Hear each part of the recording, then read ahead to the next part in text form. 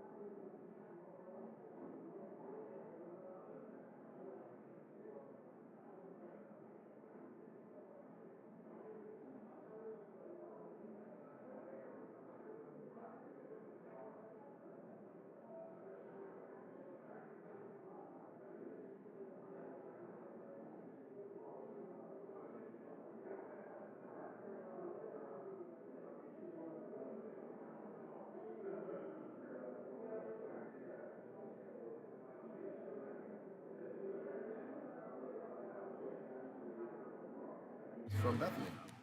Yeah, Which is that's the what, same that's sister. what Abby said. Yeah. Serious? Yeah. That's what Abby said. Sam, we're waiting on Crawford still. For who?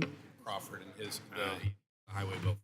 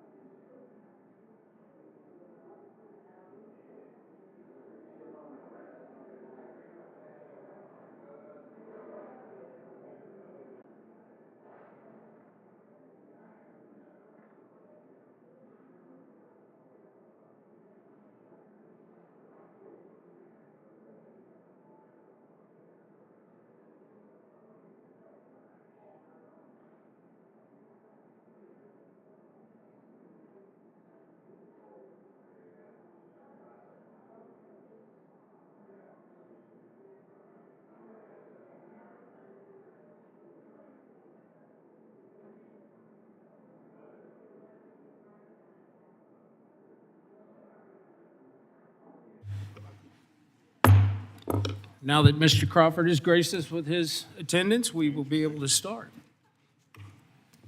Thank you, Chairman Graves. I have an amendment in nature. Let me call it.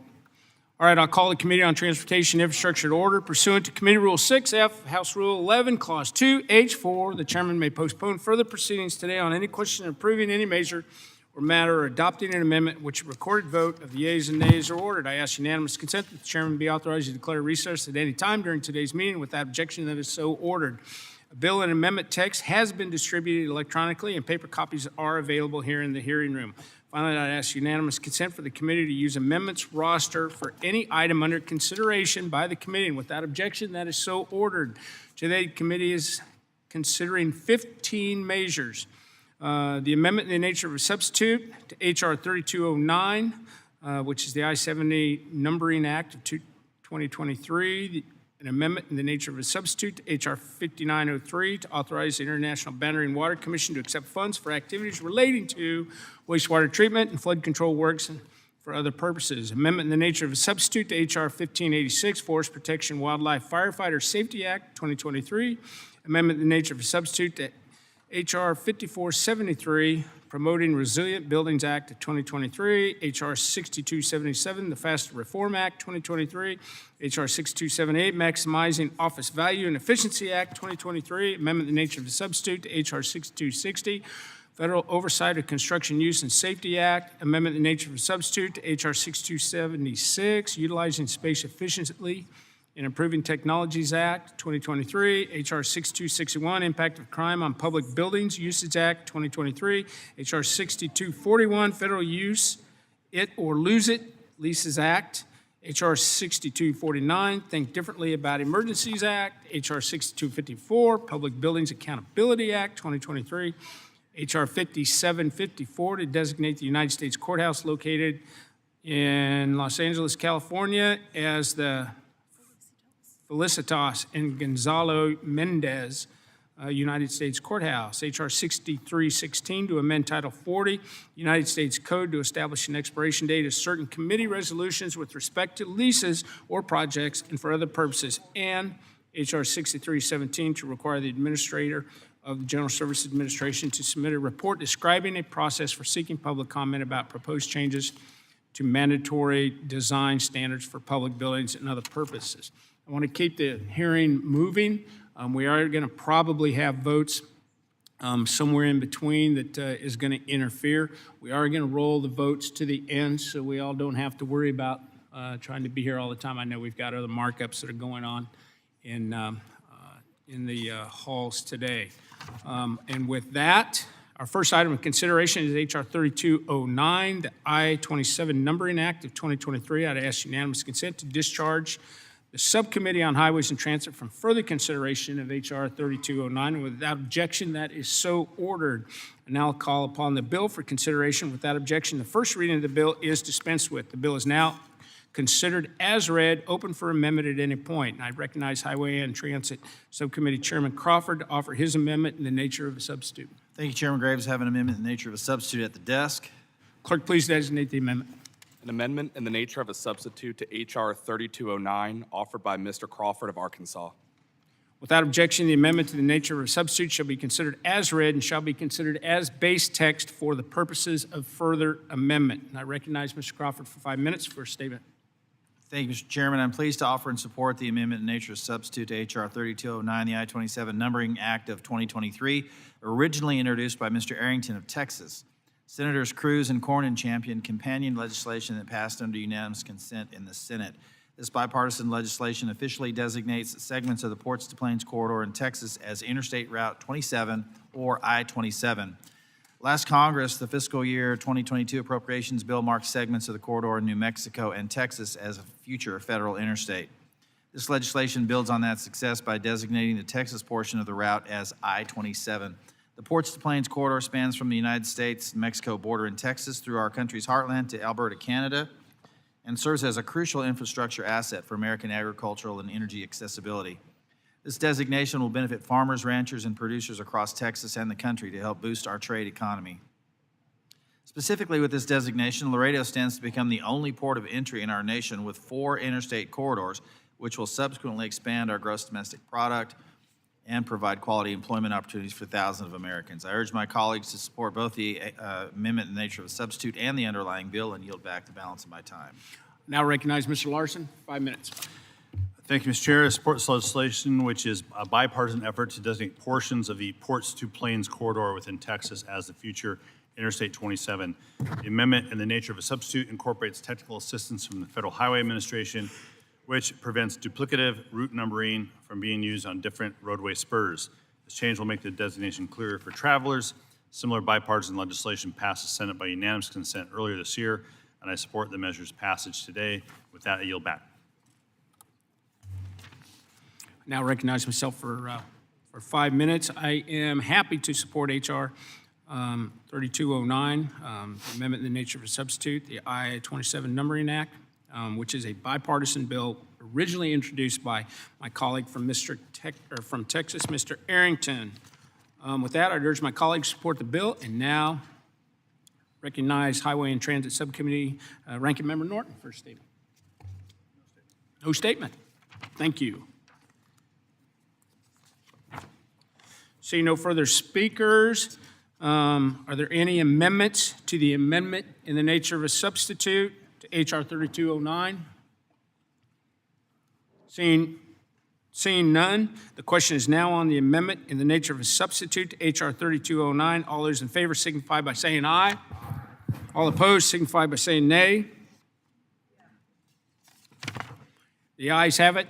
The amendment in the nature of a substitute is agreed to. The question is now on the adoption of and favorably reported of H.R. 3209 as amended to the House of Representatives. All those in favor signify by saying aye. All those opposed signify by saying nay.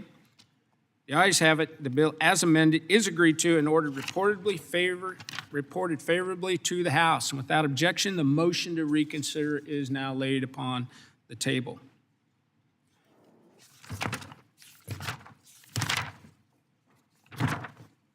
Our next item for consideration is H.R. 5903 to authorize the International Boundary and Water Commission to accept funds for activities related to wastewater treatment and flood control works and other purposes. I'd ask unanimous consent to discharge the Subcommittee on Water Resources and the Environment from further consideration of H.R. 5903, and without objection, that is so ordered. I now call upon the bill for consideration without objection. The first reading of the bill is dispensed with.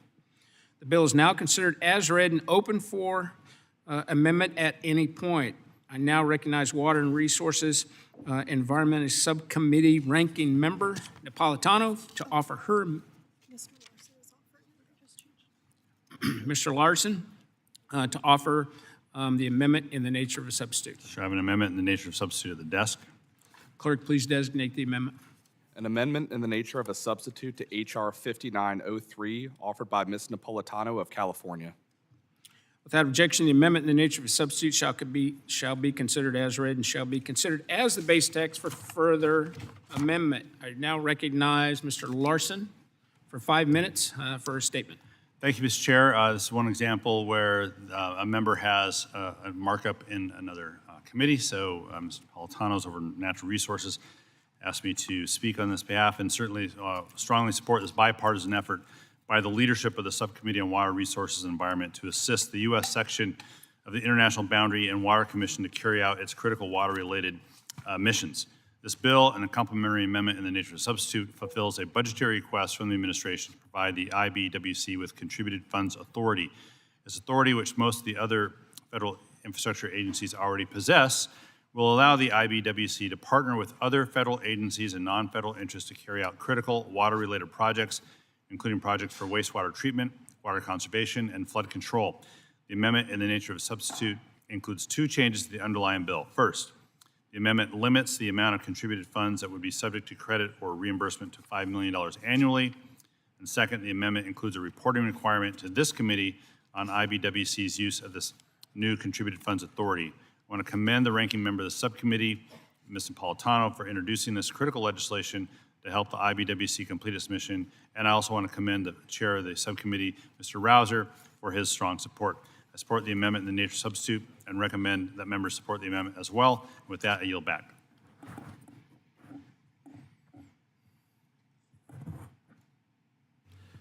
Mr. Rouser. I thank the chairman. I'm pleased to have worked on this legislation with Ranking Member Napolitano, which would allow the IBWC to accept funding from other federal agencies as well as non-federal entities, such as cities and state agencies for water infrastructure projects. The legislation will have a very tangible and positive impact on the operations of the IBWC. The Commission has an expansive water infrastructure portfolio that includes 500 miles of levees, 20,000 acres of floodplains, 2 international storage dams and hydroelectric power plants, as well as 2 international wastewater treatment plants.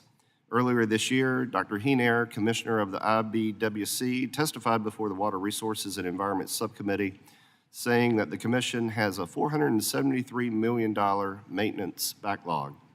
This legislation will help the Commission tackle this maintenance backlog and meet other infrastructure needs as they arise. I want to thank my colleague, Ranking Member Napolitano, again for her efforts on this legislation. I urge my colleagues to support the substitute to H.R. 5903 as well as the underlying bill. I yield back. I'd recognize myself for 5 minutes for a statement. I am happy to support the amendment in the nature of a substitute to H.R. 5903 offered by Water Resources Committee, Environment Subcommittee Ranking Member Napolitano. This bill is obviously going to give the IBWC another tool to help address water infrastructure issues in its service area. I'd urge my colleagues to support the bill. And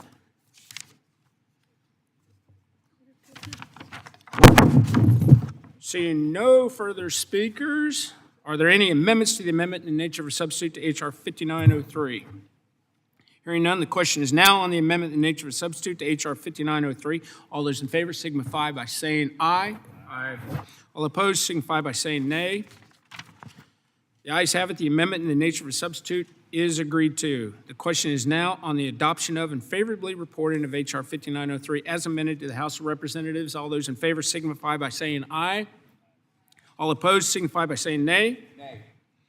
The ayes appear to have it. The ayes do have it. The bill as amended is agreed to and ordered favorably reported to the House. Without objection, the motion to reconsider is laid on the table. Moving on, I do want to recognize really quick that my district staff is in the audience. They're getting a crash course on markups here in the way we do it, at least in the Transportation Committee, and I welcome them to the Transportation Committee hearing room. Our next item for consideration is H.R. 1586, the Forest Protection and Wildlife Firefighter Safety Act. I'd ask unanimous consent to discharge the Subcommittee on Water Resources and the Environment from further consideration of H.R. 1586, and without objection, that is so ordered. I now call up the bill for consideration. Without objection, the first reading of the bill is dispensed with. The bill is now under consideration as read and open for amendment at any point. I now recognize Mr. LaMaffa to offer his amendment in the nature of a substitute. Thank you, Mr. Chairman. I appreciate your help and your allowing this to be in your hearing here today. Worked very hard on this. I also want to thank Chairman Westerman for the help over in the Natural Resources Committee as well, and for my co-lead on this amendment, Rep. Hoyle. Appreciate her help, and my co-lead on the bill in chief, Mr. Panetta from California. So a lot of great help on this for really a common sense fix. Let's designate real quick. Clerk, please designate the amendment. An amendment in the nature of a substitute to H.R. 1586, offered by Mr. LaMalfa of California. Without objection, the amendment in the nature of a substitute shall be considered as read and shall be considered as a base text for the purposes of further amendment. Mr. LaMalfa, please continue. Thank you, sir. This gives basic relief to a problem that really shouldn't have happened. A lawsuit was drawn by an environmental group to basically try and block the use of aerial application of fire retardant, which is very critical on western wildfires. We've seen a dramatic increase in wildfires across the West. Just the 5th anniversary of the Camp Fire in Paradise the other day, the deadliest fire in California's history, and then the Dixie Fire in 2021, which is the largest single-source wildfire in California history, over about 1 million acres. Partly due to our mismanagement of our forests, which we must address at another time, this bill is a strong short-term solution to prevent these wildfires. Indeed, a lawsuit was brought to stop the use of the discharge aerially of fire retardant because of a perceived threat it might be into navigable waters of the U.S., because it doesn't have currently a National Pollutant Discharge Elimination System, NEPDAS permit, and so they claim that's in violation of the Clean Water Act. Now, federal, state, and local fire agencies did not need such a permit, as they did not believe it was required due to fire suppression being a classification as an exempt silvicultural activity, a policy which has stood since at least 1993, 30 years or longer. The Forest Service has begun the process of obtaining the permit from the EPA and the 47 states who authorize their own Section 402 Clean Water Act permits. The process is estimated to take at least 2.5 years, possibly more. The environmental group wanted to prevent the Forest Service from using the fire retardant until they obtain a permit. But with a 2.5-year timeline, we found that unacceptable with the way wildfires are ravaging, especially in the West. If an injunction were to have been made, our firefighters' jobs would be in greater danger, civilians' lives and property would be at greater risk, and more of our public lands and forests would be up in smoke than already. Fortunately, the judge in this case recognized these dangers and specifically rejected the request for an injunction. As the EPA told this committee in June, the Forest Service has entered into a federal facility compliance agreement which allows for the continued aerial deployment of fire retardant until a final permit is acquired. That being said, my bill, as amended by the amendment nature substitute, will provide much needed certainty to the Forest Service and every other firefighting agency. The safe harbor included in this amendment will prevent the status quo for wildfire retardant from being shifted again until the EPA and the states finish developing the relevant CWA permits. When fighting wildfires, retardant is among the most vital tools used to decrease fire intensity, cool the ground, and slow the advance of fire. Retardant can help to hold the line in one area, helping buy valuable time, while firefighters focus on other areas of the fire that often stretch across tens of thousands of acres. There's no workable alternative to this fire retardant. So Forest Service Chief Randy Moore testified to that effect in House Ag Committee earlier this year. Simply put, we need to guarantee the use of all and best available tools for our wildland firefighters. I'm grateful for the support from many members of the Congress and thank the committee here for the effort on this bill in a bipartisan manner. So I urge my colleagues to support, and thank you for your time and support, and I yield back. Now recognize Mr. Larson, 5 minutes. Thank you, Chair. I support the amendment in the nature of a substitute offered by Representative LaMalfa. This amendment does two things. It preserves the ability of firefighters to utilize critical aerial supplements to ensure the safety of our citizens, firefighters, and communities. Secondly, and equally as important, it brings the aerial application of approved fire suppressants under the regulatory protections of the Clean Water Act, ensuring the mindful use of these chemicals near our water bodies to aid in the protection of waterways and water-related environment. With both the goals of the Clean Water Act and the ongoing efforts by the U.S. EPA and Forest Service to develop a common-sense general permit structure for safe and continued use of aerial fire suppressants. That general permit structure, which is modeled on a decades-old successful general permit for application of pesticides to ag lands, should be completed within the next 2 years. The amendment in the nature of substitute reinforces the current legal protections provided by a federal district court, ensures no approved federal, state, local, or tribal agency or contractors can be barred from the continued use of approved fire suppressants while the aerial fire suppressant general permit is being finalized. Once that's completed, future use of aerial fire suppressants would be governed by the terms of that permit. And I want to thank the majority for working in a bipartisan manner on this ANS. And I want to thank Mr. LaMalfa, Representative LaMalfa and Representative Hoyle for their work here in the committee to support the ANS and recommend members do the same. That I yield back. Mr. Rouser, 5 minutes. I thank the chairman. Wildfires have caused much damage and loss over the past few years, so it's obvious we need to utilize every tool at our disposal to fight these fires. Anything less, quite frankly, is irresponsible and dangerous. Given this, I find it stunning there are some groups that would use the justice system to stop the use of all available tools to fight these fires.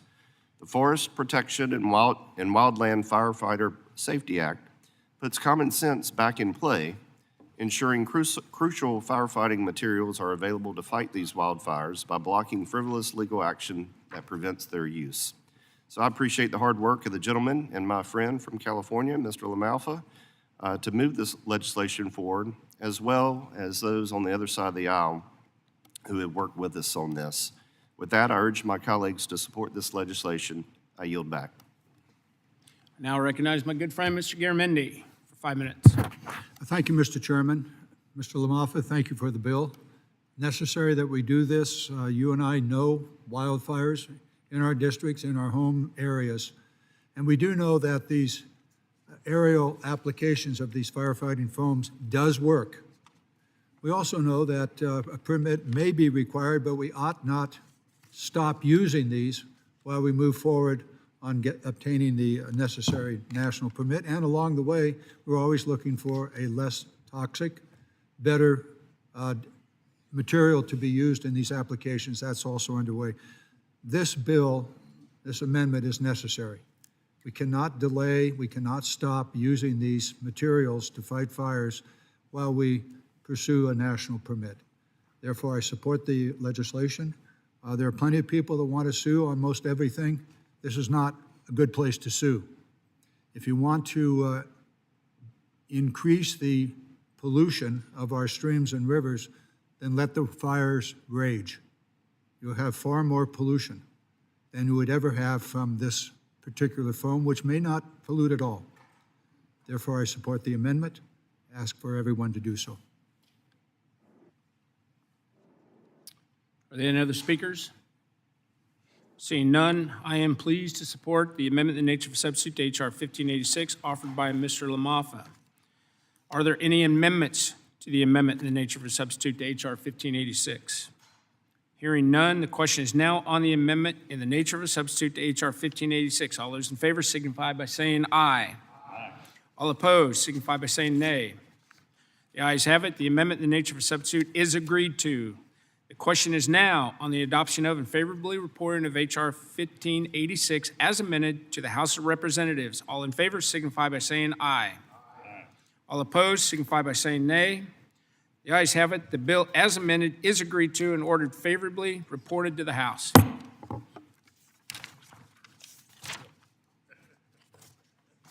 Our next item for consideration is H.R. 5473, the Promoting Resilient Buildings Act of 2023. I'd ask unanimous consent to discharge the Subcommittee on Economic Development, Public Buildings, and Emergency Management from further consideration of H.R. 5473. Without objection, that is so ordered. I now call up the bill for consideration. Without objection, the first reading of the bill is dispensed with. The bill is now considered read and open for amendment at any point. I now recognize Mr. Edwards to offer his amendment in the nature of a substitute. Mr. Chairman, I have an amendment in the nature of a substitute at the desk. Clerk, please designate the amendment. An amendment in the nature of a substitute to H.R. 5473, offered by Mr. Edwards of North Carolina. Without objection, the amendment in the nature of a substitute shall be considered as read and shall be considered as the base text for purposes of further amendment. I recognize Mr. Edwards for 5 minutes for a statement. Thank you, Mr. Chairman and Ranking Member. Building codes regulate new construction and major renovations, setting minimum standards for homes and commercial structures to withstand natural disasters such as hurricanes, earthquakes, or in the case of the mountain communities in North Carolina, flooding. In 2018, the Disaster Recovery Reform Act established the definition of building codes as they relate to hazard mitigation, to include the latest 2 published editions of relevant codes, specifications, and standards. This definition sunset in October.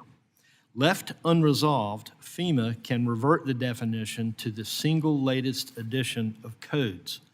My bill, the Promoting Resilient Buildings Act of 2023, will codify the definition to mean the 2 latest published editions of building codes, which is expected to prevent significant administrative burdens on states and local municipalities responsible for producing hazard mitigation plans. Reduce the burdensome regulations on trade industries responsible for adapting their techniques to meet new standards and codes, and support stabilized building costs that would otherwise be interrupted by frequently changing building codes and rising construction costs.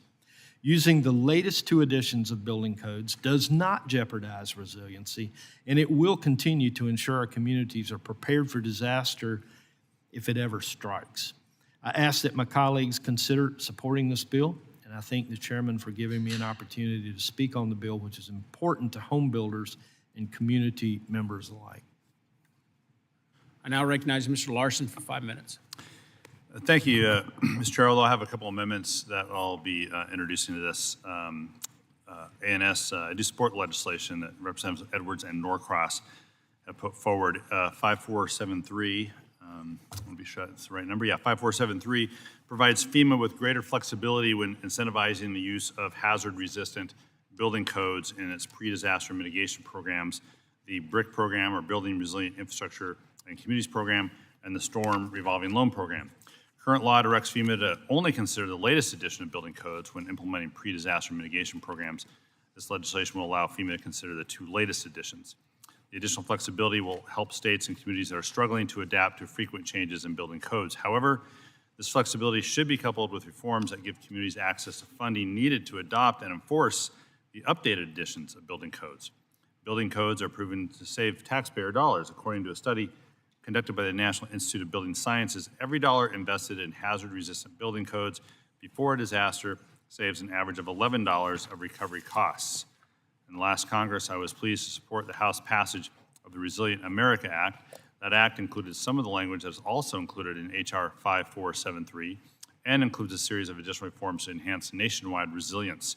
Notably, the reforms would have created a guaranteed funding stream for the enforcement and adoption of hazard-resistant building codes, enabled FEMA to fund pre-disaster mitigation projects to make individual homes more resilient, and more than doubled the amount of money FEMA can investigate in disaster mitigation each year. I know this would have benefited the county of Whatcom County, where I live, where I represent, that experienced atmospheric river flooding in November 21 for approximately 23 to 24 straight days.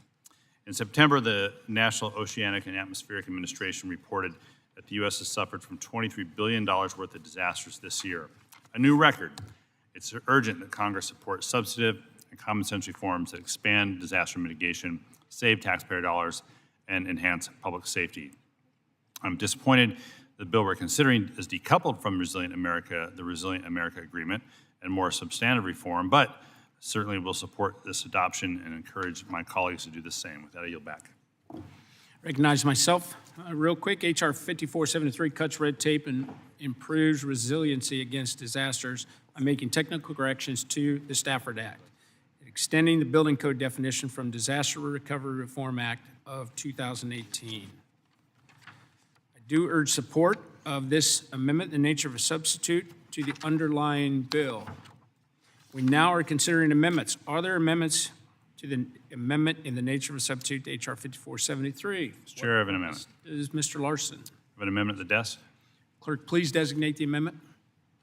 An amendment to the amendment in the nature of a substitute to H.R. 5473, offered by Ranking Member Larson of Washington, number 11. Without objection, the amendment will be considered as read. Ranking Member Larson is recognized. Thank you, Mr. Chair. My amendment to the amendment in the nature of substitute to H.R. 5473 would create a dedicated funding stream for the adoption and enforcement of hazard-resistant building codes with FEMA's Pre-Disaster Mitigation Grant Program, also known as BRIC. I filed this amendment because I believe it will meaningfully advance our national resilience strategy and help ensure public safety.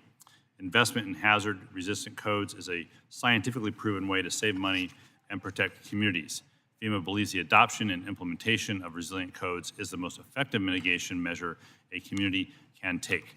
The agency reported that nationwide adoption of modern codes would result in $600 billion of savings from disaster impact, would result in that savings by 2060.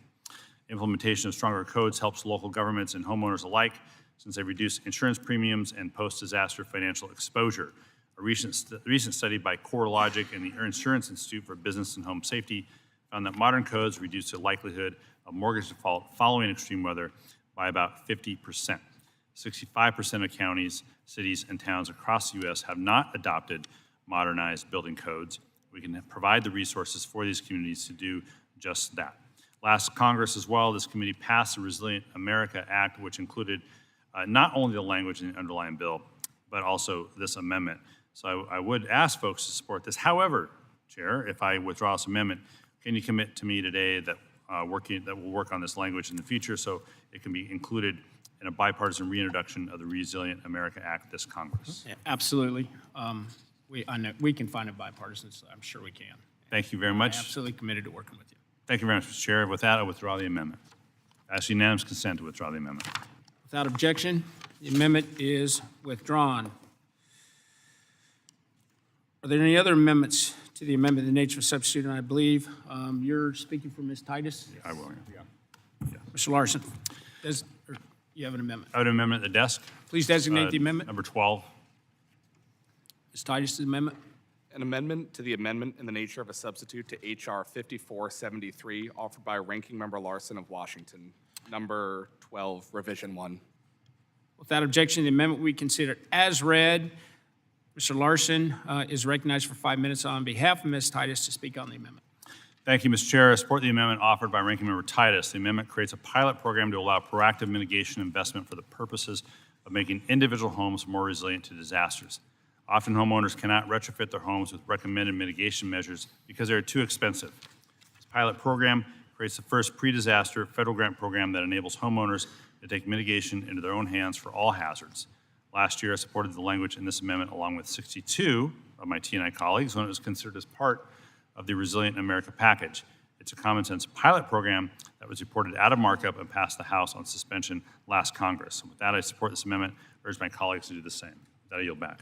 I now recognize myself for 5 minutes. I do support this amendment, and I very much appreciate Ms. Titus working with us to come to an agreement. And with that, I yield back. Are there any other speakers on this amendment? Seeing none, are there any amendments to the amendment? And seeing none, the question is on the amendment. All those in favor signify by saying aye. Aye. All opposed signify by saying nay. The ayes have it. The amendment is agreed to.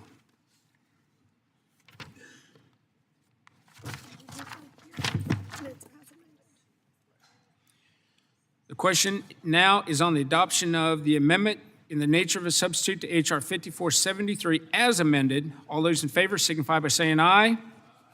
All opposed signify by saying nay. In the opinion of the chair, the ayes have it. The amendment in the nature of a substitute is adopted. The question is now on the adoption and favorable reporting of H.R. 5473 as amended. All those in favor signify by saying aye. All opposed signify by saying nay. Opinion of the chair, the ayes have it. The ayes do have it. And H.R. 5473 as amended is agreed to and ordered favorably reported to the House. Without objection, the motion to reconsider is laid on the table. We are now going to stand in recess while we have a vote. I believe we have 17 approximately votes, and we will be back right after we finish with the last one. So the committee shall stand in recess, subject to the call of the chair.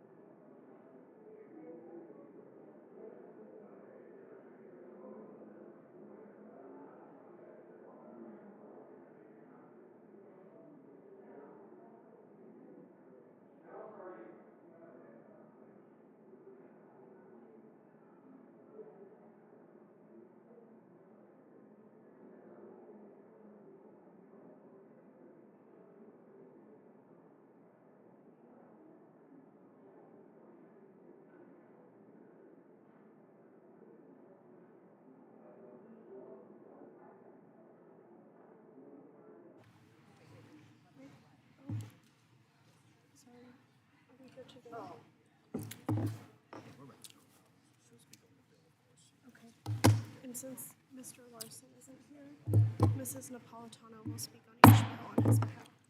We'll call the hearing back to order. Our next item for consideration is H.R. 6277, the FASTA Reform Act of 2023, and I'd ask unanimous consent to discharge the Subcommittee on Economic Development, Public Buildings, and Emergency Management from further consideration of H.R. 6277 without objection. That is so ordered.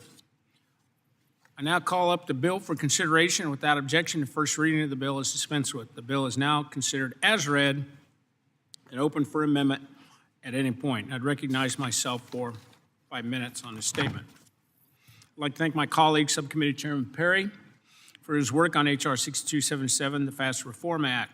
H.R. 6277 makes improvements to the authorities of the Public Buildings Reform Board established by the Federal Asset Sale and Transfer Act of 2016 to increase the number of federal properties the board recommends to be sold or redeveloped. FASTA's intent is to reduce waste in the federal real estate portfolio and save taxpayers money, and this bill is going to help us better achieve the goals of that law. I urge support of the bill, and with that, yield back. And I now recognize Mr. Napolitano for a statement on the bill. Thank you, Mr. Chairman. I support H.R. 6277, which was introduced by Subcommittee Chairman Perry and co-sponsored by Subcommittee Ranking Member Titus. 6277 amends the Federal Asset Sale and Transfer Act, FASTA, of 2016. FASTA created a new and temporary 3-round process for reducing the federal government's inventory of unneeded and underutilized federal civilian real property. Unfortunately, the implementation of FASTA was challenging from the very beginning. 2 of the properties in the Haverty round still have not sold, and OMB rejected the board's first round recommendations. Because the board lacked a quorum at that time, they were unable to resubmit the list of recommendations to OMB. While the board is currently working on the second and final round, the board members asked Perry, Chairman Perry, and Ranking Member Titus to amend the statute to increase the chances that the last round would be successful. Some of the improvements requested by the board, which are included in H.R. 6277, are required.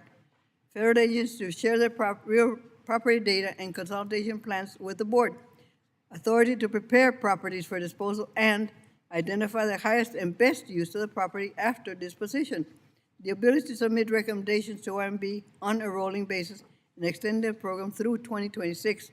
Disposing of federal real property is difficult. In fact, property disposal has been on CAO's high-risk list for about 20 years.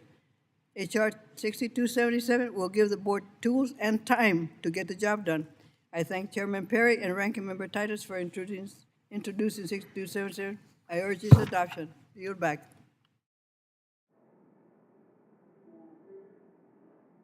Seeing no more speakers, we're now moving on to amendments. For what purposes, Mr. Garamendi, seek recognition. Mr. Chairman, I have an amendment at the desk. Clerk, please designate the amendment. An amendment to H.R. 6277 offered by Mr. Garamendi of California, number 156.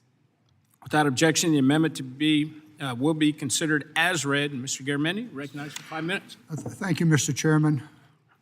I would suppose that all of us would want to know in advance if the GSA or any federal agency wants to close one of their buildings in our district.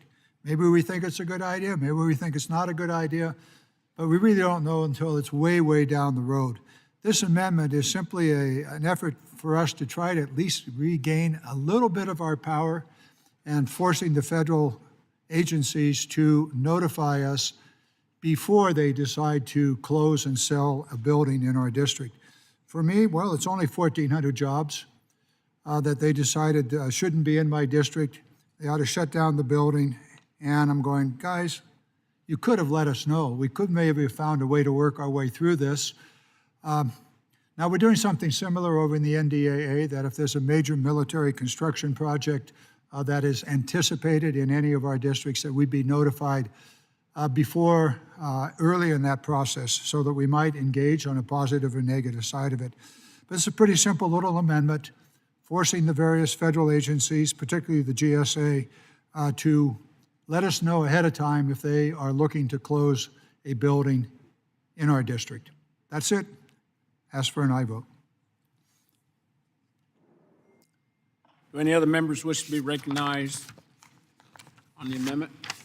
I recognize myself for 5 minutes, speak on the amendment. And unfortunately, I have to oppose the amendment. And while I understand the intent, completely understand the intent, this inserts a notification requirement in that process at a time that would be far too early and potentially creates concern about items that will never materialize. The law already requires that the board consult with state and local officials, make the proposals publicly available, and hold a public hearing to making a recommendation where, if it was approved by OMB, there is a congressional notification prior to disposal of the property. Again, I agree that members should be notified, but at a point in the process where it'd be most helpful to members, and I believe that it already exists. With that, I yield back the remainder of my time. Are there any other speakers?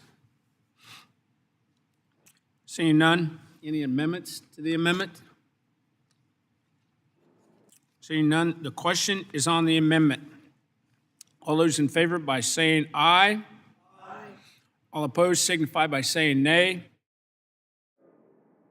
The opinion of the chair, the nays have it. Nays do have it. The amendment is not agreed to.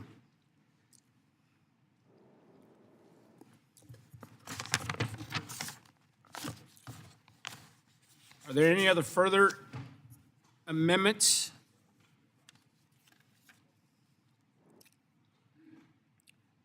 Mr. Perry, would you like to say anything on your bill? Or do you want us to go ahead and move to vote?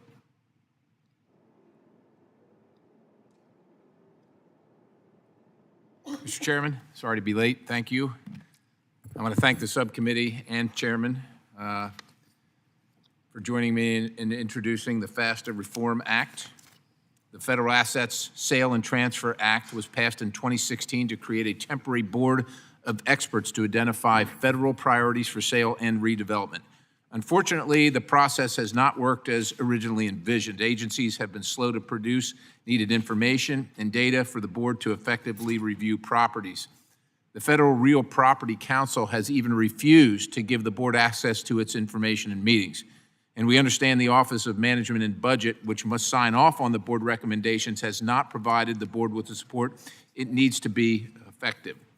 This bill makes a number of reforms to improve the effectiveness of the process, including extended the board timeline, accelerating the effective date of incentives for agencies, and to put forward properties and giving the board access to the Federal Real Property Council. The bill also directs the board to send property sale recommendations to this committee.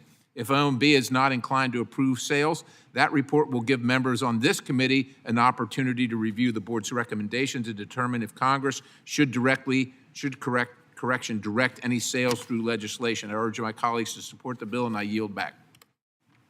Thank you, Mr. Perry. The question is now on the adoption of and favorably reported of H.R. 6277 to the House of Representatives. All those in favor signify by saying aye. Aye. All opposed signify by saying nay. The ayes have it. The bill is agreed to and reported favorably to the House. Without objection, the motion to reconsider is laid on the table.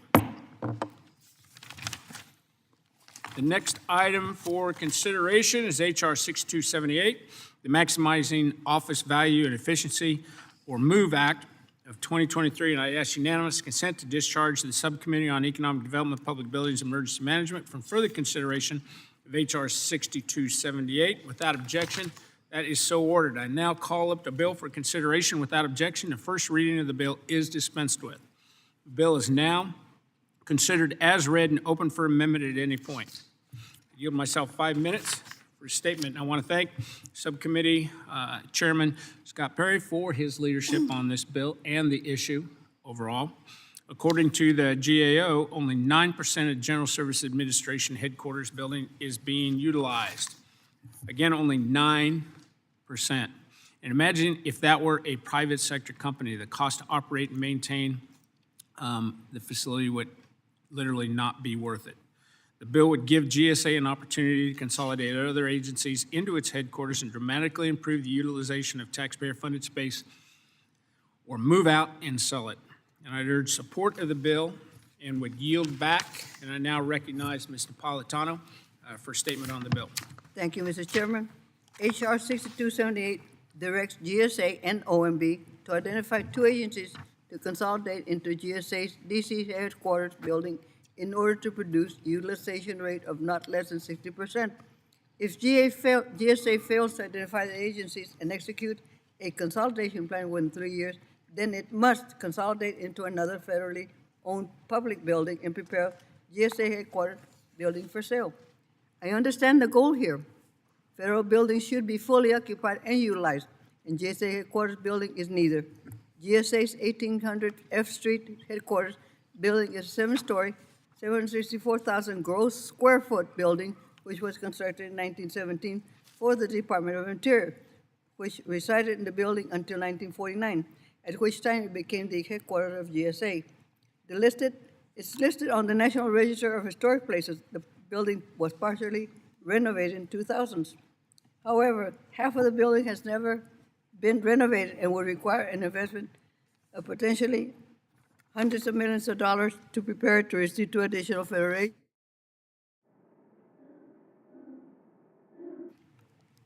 I would be happy to work with the Chairman Perry to secure the funding for this idea and other GSA construction and leasing projects that have been submitted to this committee and upon which this committee attracts. The committee has pending before it 43 GSA FY24 funding requests, none of which are included in this markup today. I hope in the future to be able to work in a majority to address GSA project and funding backlog. But without additional funding, this legislation places an unrealistic and unworkable mandate on GSA. We all know the federal office daily occupancy rates are lower, in part because many of the federal employees are using telework and alternative work schedules. In response, the majority has offered bills to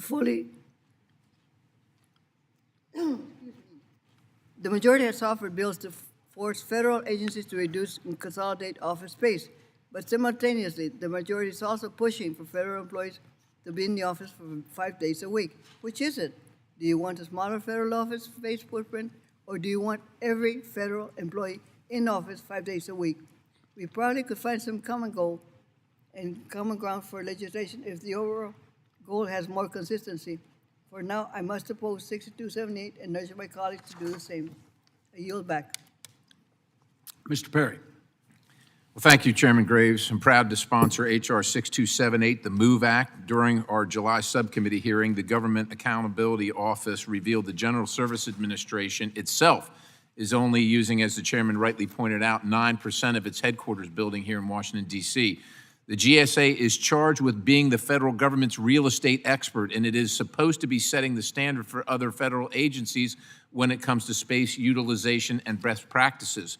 This bill would direct GSA to consolidate other agencies into its headquarters to meet at least a 60% utilization rate or move out and sell the building. I know my counterpart complains about the 5-day requirement, but that gets us to 60% utilization, which is, quite honestly, I think overly reasonable. But be that as it may, GSA is surrounded by other federal agencies, some of which have a similarly poor utilization rate, such as the Office of Personnel Management, which is also at 9% according to the GAO. There are a number of options GSA will likely have in terms of sharing space with other agencies. We also understand that GSA has been looking at consolidations and other uses in their building. So this bill would direct them to actually complete and implement such plans or move. And yesterday in testimony, GSA has actually said that they were in negotiations with other agencies. So ultimately, I suspect it may be easier to just direct GSA to move out and sell the building, but I wanted to provide GSA with an opportunity to stay if they're able to fill their headquarters. I urge my colleagues to support the bill, and I yield the balance. Does anyone else wish to be heard on the bill? Hearing none, are there any amendments to to the bill? Seeing none, the question is now on the adoption favorably reporting of H.R. 6278 to the House of Representatives. All those in favor signify by saying aye. All opposed signify by saying nay. The ayes appear to have it. The ayes do have it. The bill is agreed to and ordered favorably reported to the House. Without As for recorded vote, the gentlelady requests a recorded vote as previously announced pursuant to Committee Rule 6F. Further proceedings on the question are postponed. Our next item for consideration is H.R. 6260, the Federal Oversight of Construction Use and Safety, or FOCUS Act of 2023.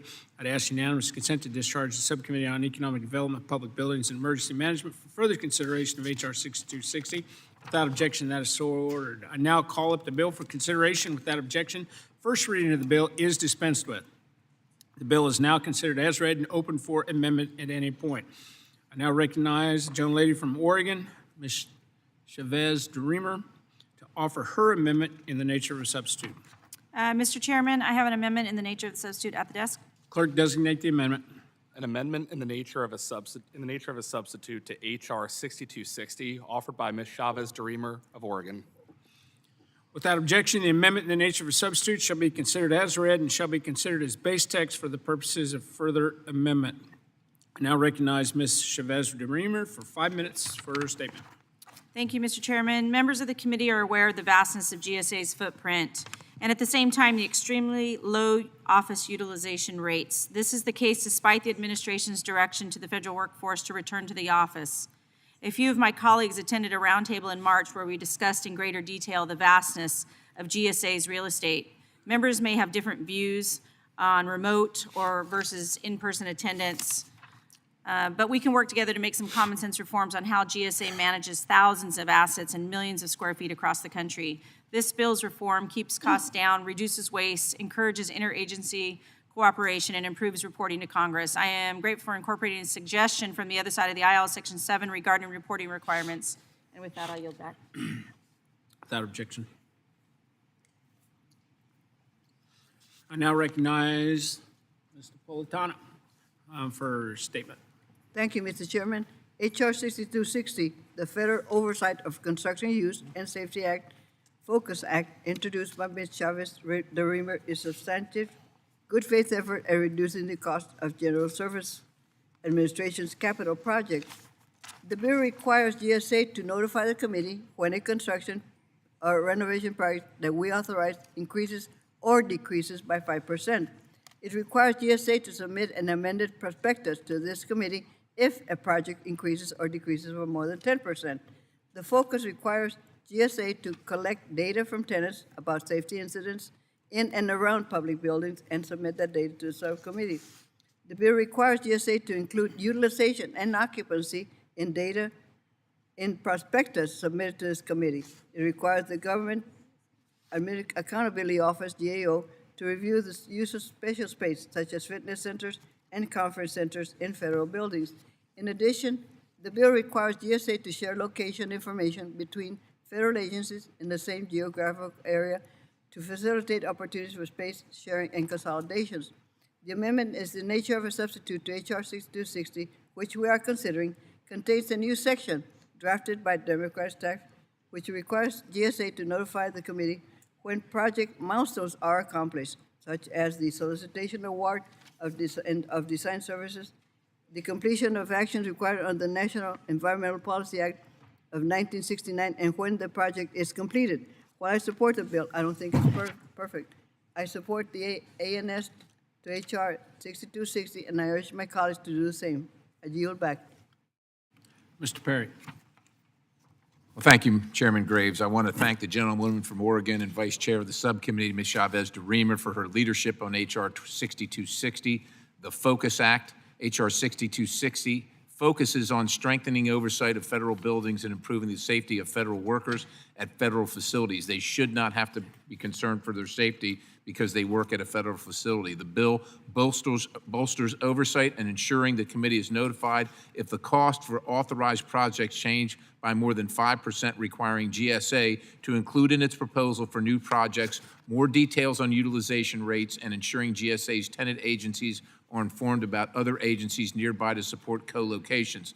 The bill also requires GSA to collect data and report on criminal activity that may be impacting public safety in and around public buildings. Finally, the bill directs GAO to conduct a review of special use space, such as conference centers and fitness centers. I urge my colleagues to support the ANS, and I yield the balance. Thank you, Mr. Perry. And I want to thank the gentlelady from Oregon for her leadership on this measure, and I would urge support of the amendment in the nature of substitute in the underlying bill. We are now considering amendments. Mr. Garamendi. Thank you, Mr. Chairman. Mr. Perry, and your hearings, very, very useful, very helpful. Thank you for holding those hearings and for the legislation coming out of it, including this particular piece of legislation. Present the general amendment. thrust. Well, let's designate it real quick. That's a really good idea. Why don't we call up my amendment? Clerk, designate the amendment. An amendment to the amendment in the nature of a substitute to H.R. 6260, offered by Mr. Garamendi of California, number 151, revision 1. Without objection, the amendment would be considered as read. Mr. Garamendi, please continue. I think you did this just so I can get another shot at complimenting Mr. Perry, for which I will pay dearly in my district.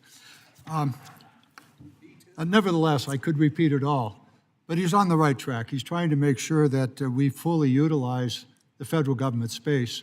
And given the administration's present desire to bring people back into the office, which I think is the right thing to do, this amendment works towards all of those goals.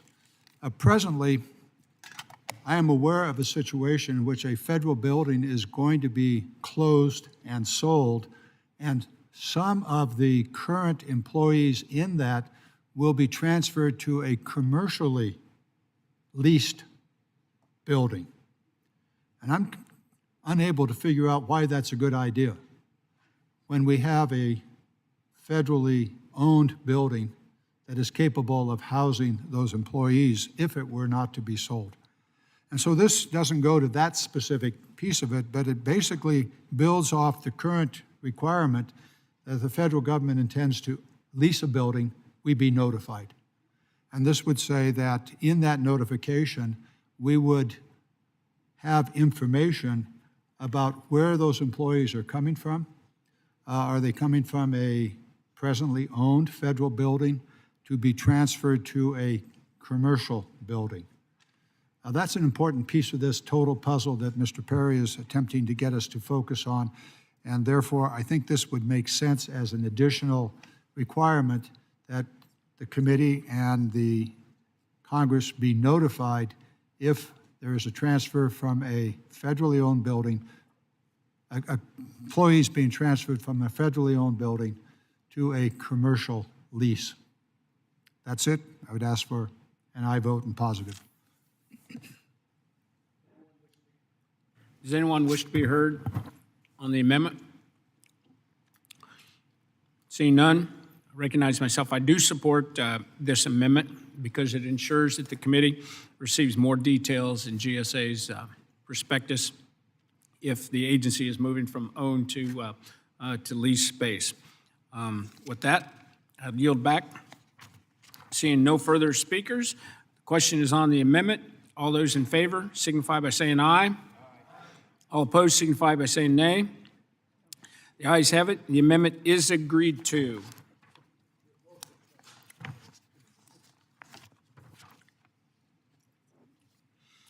Are there any other amendments to the amendment in the nature of a substitute, H.R. 6260?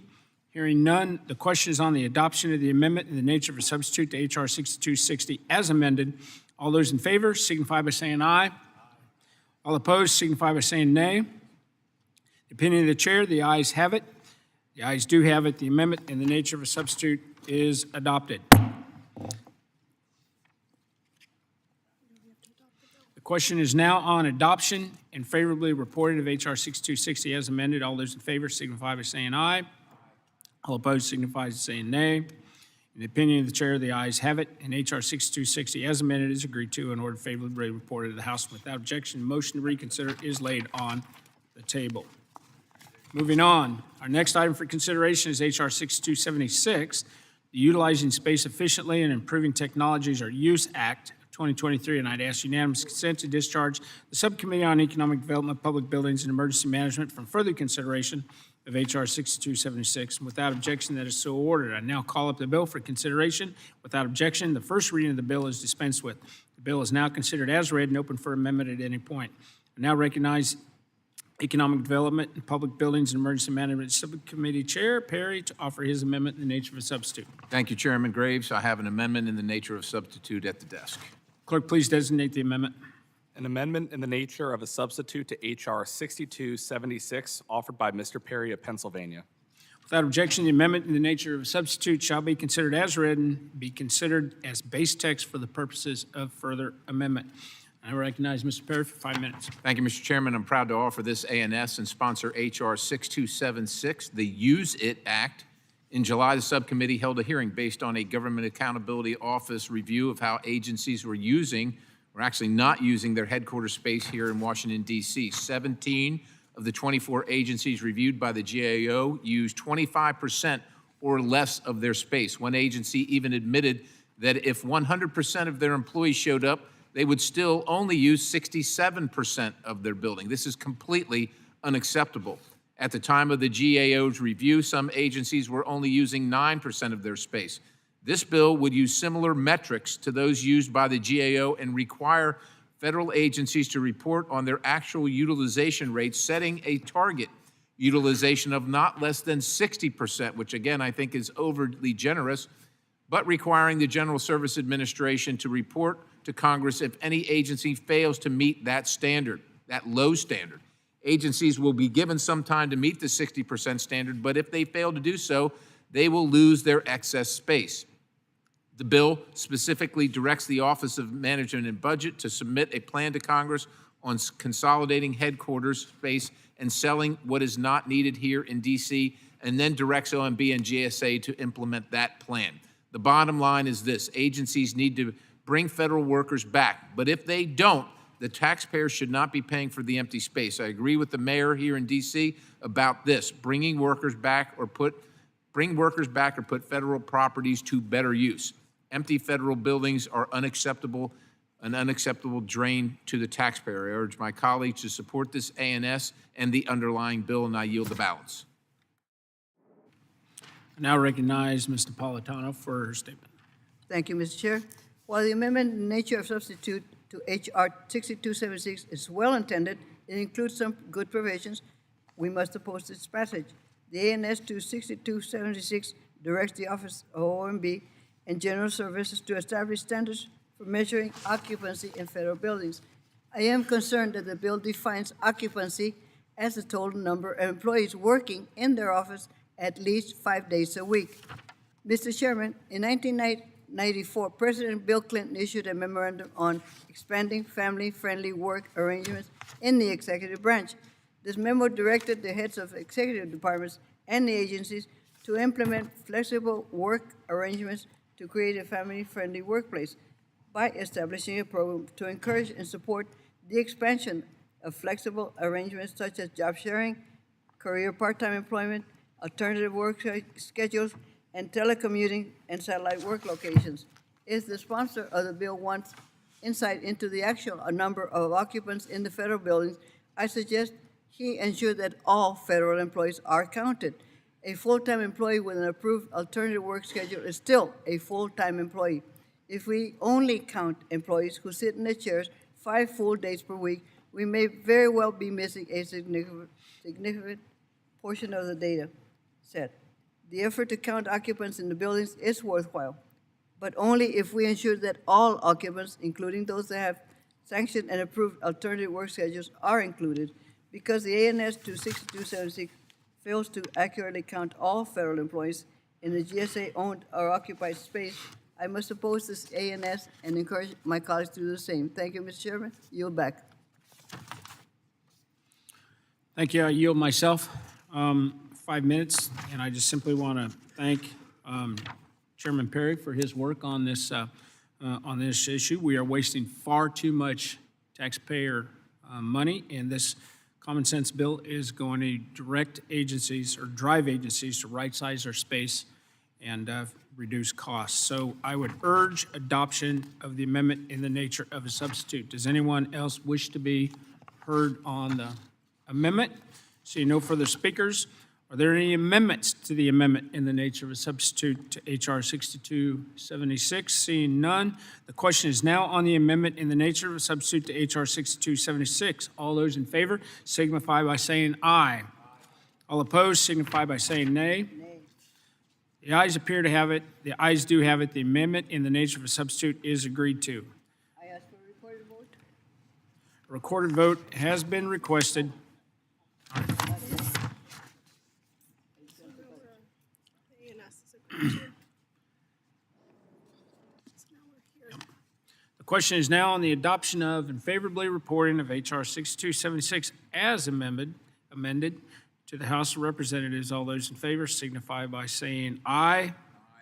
All opposed signify by saying nay. Ayes appear to have it. Ask for a recorded vote. Recorded vote has been requested as previously announced pursuant to Committee Rule 6F. Further proceedings on the question are postponed. Moving on, the next item for consideration is H.R. 6261, the Impact of Crime on Public Buildings Usage Act of 2023. It is unanimous consent to discharge the Subcommittee on Economic Development, Public Buildings, Emergency Management from further consideration of H.R. 6261. Without objection, that is so ordered. I now call up the bill for consideration. Without objection, the first reading of the bill is dispensed with.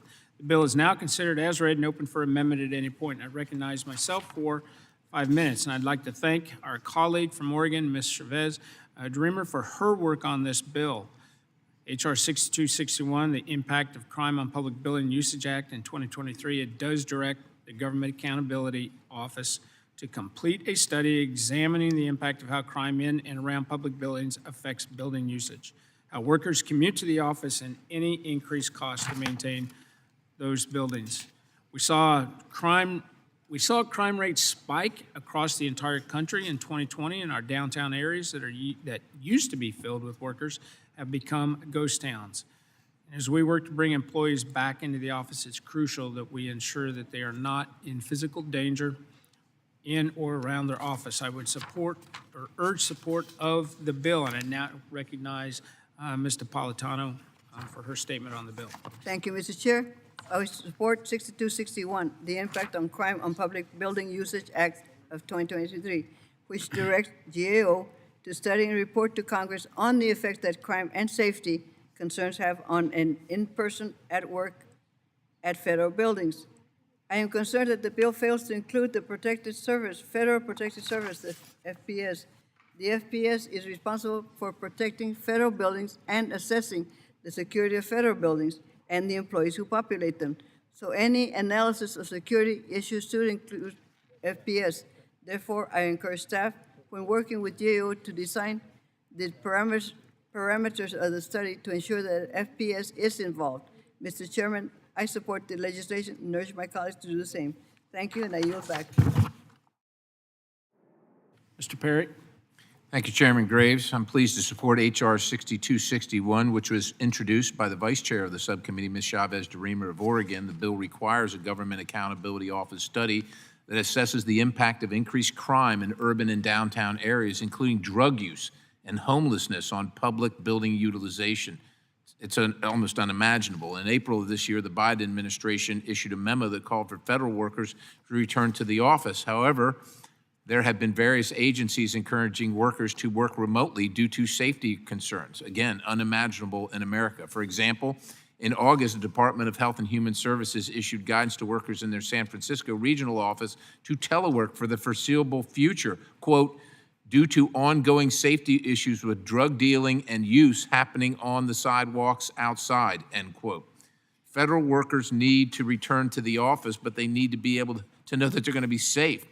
While poor local policing may be the cause of safety concern raised by HHS, we need to understand how increasing crime is affecting building usage and the safety of our workforce. We also need to get a better sense of what the taxpayer has to pay to keep these buildings safe due to poor local policing and the associated safety concerns. I urge my colleagues to support this bill and yield the balance.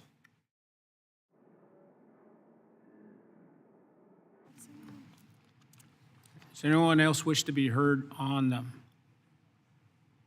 bill? Seeing none, are there any amendments to H.R. 6261? Hearing none, the question is now on the adoption and favorably reporting of H.R. 6261 to the House of Representatives. All those in favor signify by saying aye. Aye. All opposed signify by saying nay. The ayes have it. The bill is agreed to and ordered favorably reported to the House, and without objection, the motion to reconsider is laid on the table. Our next item for consideration is H.R. 6241, the Federal Use It or Lose It Leases Act, or the Full Act. I ask unanimous consent to discharge the Subcommittee on Economic Development, Public Buildings, and Emergency Management from further consideration of H.R. 6241.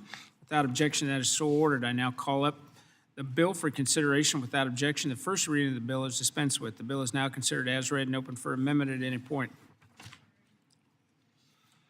Now yield myself 5 minutes, and I do want to thank my colleague from North Carolina, Mr. Edwards, for introducing the Full Act. This bipartisan bill will strengthen the oversight and accountability of agency space usage, and the bill requires that all occupancy agreements between GSA and the tenant agencies contain provisions for monthly occupancy and utilization reports. It also requires excess tenant agency space to be returned to GSA and clarifies that the agencies will independent leasing authorities must report space usage to the authorizing committees. I would urge support of the bill and yield back. I now recognize Mr. Napolitano on the bill. Thank you, Mr. Chairman. H.R. 6241, Representative Edwards' Federal Use It or Lose It Lease Act, or the Full Act, is another well-intentioned bill that I unfortunately oppose. The Full Act directs the General Service Administration to include in its occupancy agreements with federal tenants a requirement that tenant agencies must submit a report on utilization and uses of GSA. The bill requires agencies with independent leasing authority to submit an annual report on the utilization to this committee. Additionally, the bill requires federal tenants to return office space to GSA if occupancy falls below 60% for 6 months within any 1 year period. We all want federal agencies to avoid the cost of leasing unused space, but we need to have an accurate understanding of the agency's space needs. Unfortunately, this bill utilizes the same definition for occupancy as H.R. 6276, the Use It Act. The term occupancy means the total number of employees performing his or her duties in person, in office space, at least 5 days a week on a recurrent basis. As I explained during the debate on 6276, many federal employees utilize alternative work schedules and to get an accurate count of occupation and utilization rates, we must count those employees who partake in sanctioned workplace flexibility programs. And an additional concern is that the bill requires GSA federal tenants to have written procedures in place governing the return of office space to GSA of General Services. If the occupancy of federal tenant falls below 60% space utilization rate, this requirement runs counter to the recent GSA change in policy, which now directs all new occupancy agreements between GSA and federal tenants to include a non-cancellation clause to prevent agencies from returning space to GSA. Mr. Chairman, 6241 is a well-intentioned piece of legislation, but I'm afraid it will not meet the goals envisioned by its author. The failure to count all federal employees, those who sit in the chair 5 days a week, and those who utilize sanctioned alternative work schedules will result in an inaccurate count of office occupancy and utilization. And telling federal agencies to return underutilized space to GSA when GSA policy now prevents agencies from returning space is confusing and unworkable. Therefore, I must oppose 6241, urge my colleagues to do the same. I yield back. Mr. Edwards. Thank you, Mr. Chairman and Ranking Member. I think it's important to realize that I introduced the Federal Use It or Lose It Leases Act, or the Full Act, to bring accountability to the practice of maintaining high telework levels while maintaining expensive office leases, and to reduce wasteful government spending on office space that the federal government is not using. If you haven't heard already, a GAO report found that 17 out of 24 major agency headquarters in D.C. were less than 25% occupied, less than 25% occupied during the first quarter of 2023. Even the few agencies above 25% reported right around or below 50% occupancy. Meanwhile, taxpayers continue to pay for 100% of the office space federal employees are not using. The federal real estate portfolio has become a wasteland that is seldom reviewed.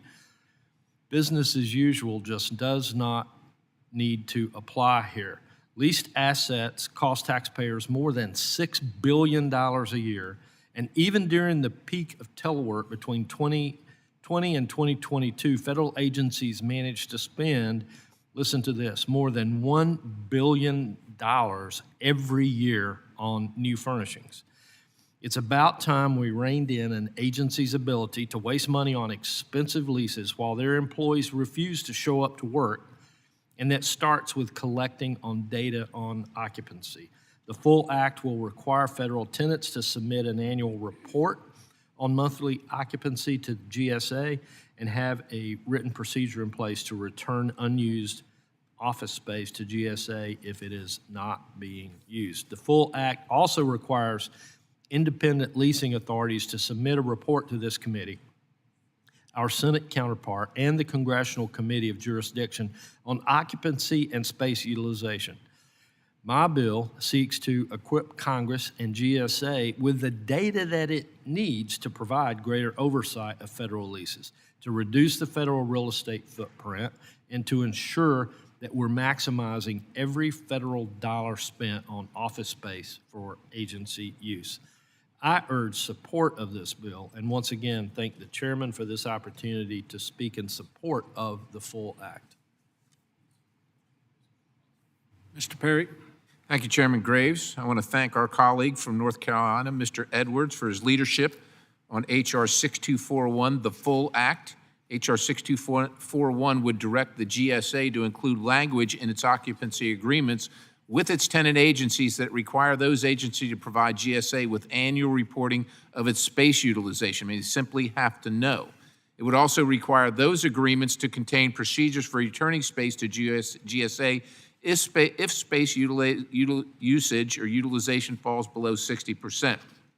The Full Act would also specifically direct agencies with independent leasing authority to provide annual reports to Congress on their utilization rates.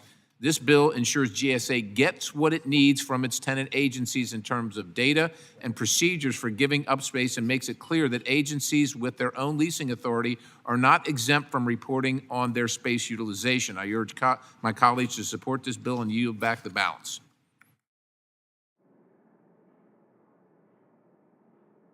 Does anyone else wish to be heard on the bill? Seeing no one, the question is now on adoption and favorably reporting of H.R. 6241 to the House of Representatives. All those in favor signify by saying aye. Aye. All opposed signify by saying nay. The ayes have it. The bill is agreed to and ordered favorably reported to the House. Without objection, the motion to reconsider is laid on the table. Say Marinaro.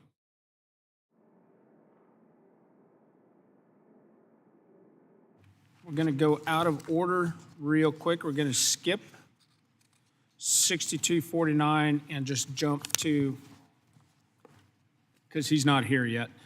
We're going to jump to 6254, which will be the next item for consideration, the Public Buildings Accountability Act of 2023.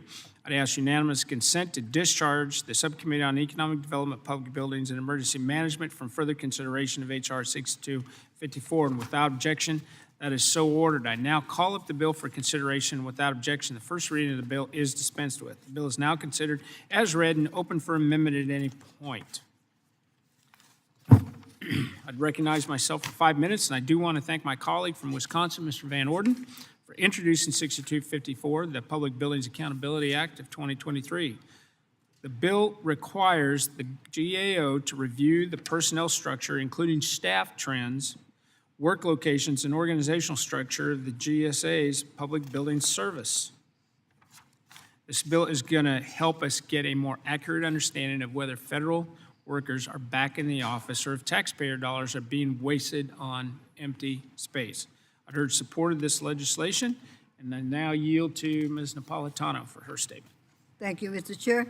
I support 6254, the Public Buildings Accountability Act of 2023, which directs the GAO to review administration and management of GSA's real estate programs, activities, funding, and staffing. The information and data are essential to this committee to conduct proper oversight of the agency under its jurisdiction. When this committee authorizes GSA real estate activities, we're acting solely upon information provided to us by GSA and the Office of Management and Budget. Having GAO do an independent analysis of the efficacy of GSA's operations will help this committee better evaluate GSA's authorization request. However, GAO must work with the Department of Homeland Security's Interagency Security Committee to ensure that security concerns for all employees and buildings are met and protected. I recommend that staff and GAO, as they are drafting the parameters of the study, ensure the information that could impact the security of federal employees and federal facilities is protected. I support the legislation and urge my colleagues to do the same. Thank you, sir. Yield back. Mr. Van Orden. Thank you, Mr. Chairman.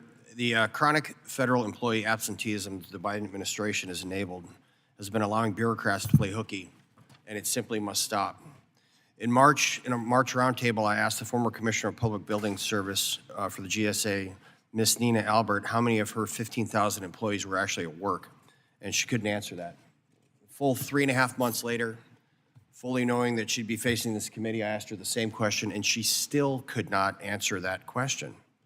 As a troop chief in the SEAL teams, I was able to manage people on multiple continents in multiple time zones, many of which were in combat simultaneously. And I could tell you within a 10-meter circumference where those people were around the world. And I don't think it's too much to ask for the GSA to figure out where their people are, what they're doing, and when they're doing it. In the military, we call this troop to task. And if they don't know where their people are or what they're doing, it truly boggles the mind how they can keep coming back in front of this committee and asking for more money when they don't know what they're spending it on. So I'm very pleased that this committee is focusing on the legislation to help ensure that federal agencies are using the office space that they're assigned, and selling the space they're not is going to save taxpayers money.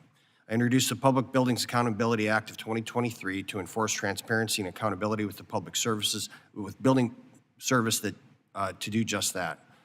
H.R. 6254 will shed light on the effectiveness of the public building services staffing structure and funding with the General Services Administration by providing information to enhance the committee's ongoing oversight work to maximize the return of the federal employees to in-person work.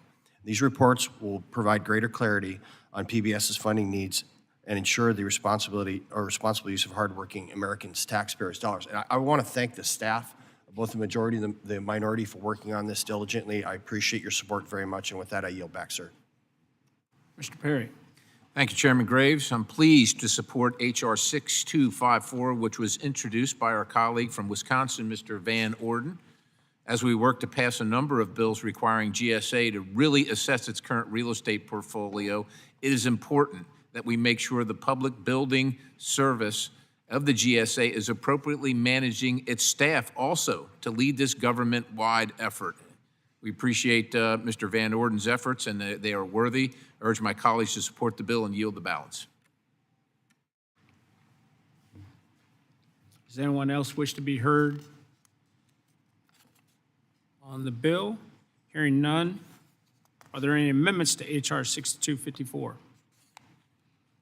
Hearing none, the question is now on the adoption of and favorably reported of H.R. 6254 to the House of Representatives. All those in favor signify by saying aye. Aye. All opposed signify by saying nay. The ayes have it. The ayes have it. The bill is agreed to and ordered favorably reported to the House. Without objection, the motion to reconsider is laid on the table.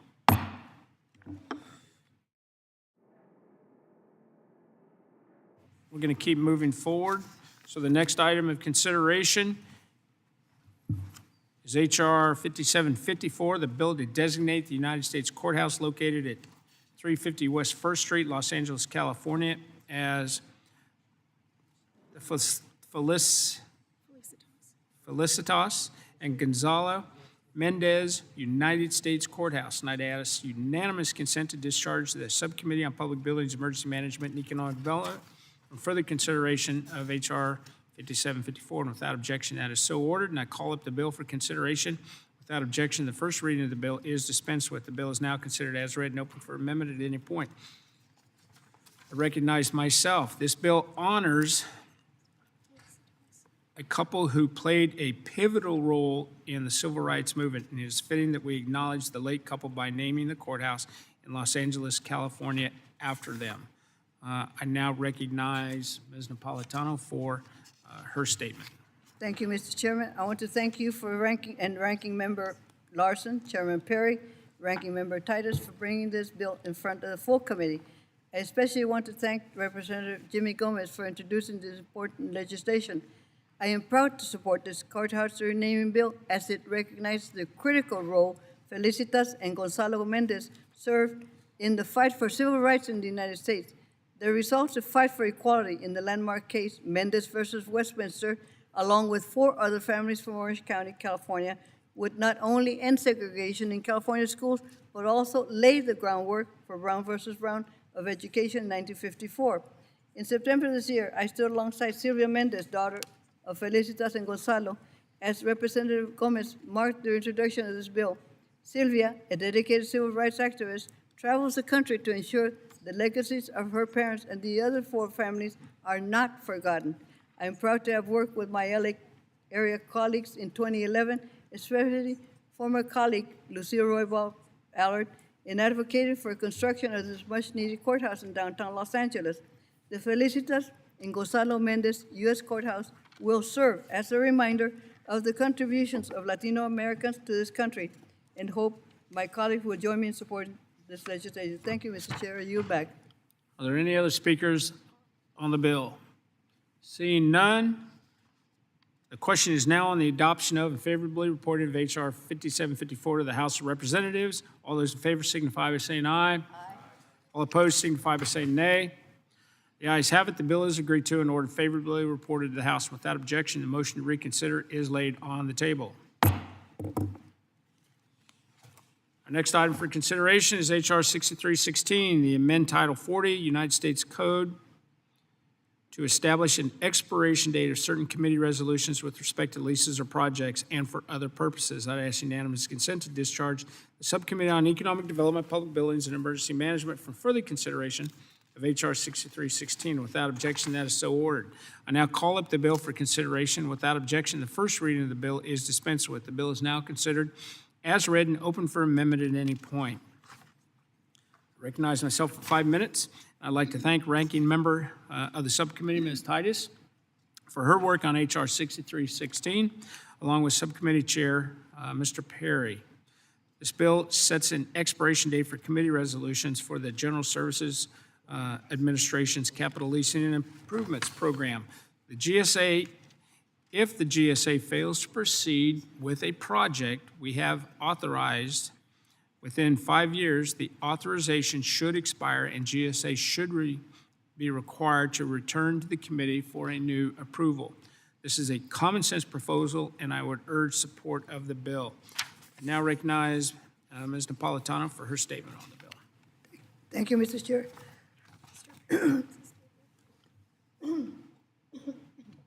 6316 sunsets committee resolutions approving GSA construction, alteration, repair, design, or acquisition projects after 5 years. This is an issue that's concerned TNI members on both sides of the aisle for years because GSA is not particularly forthcoming about the status and execution of projects after they have been authorized by this committee. There have been times when GSA has sat on an authorization before executing a project that was larger and more expensive than Congress has intended. If GSA cannot execute a project within 5 years, it is fair to surmise they're going back on the drawing board. And if that is the case, GSA should come back to Congress for a new authorization that represents the project it has evolved, as it has evolved.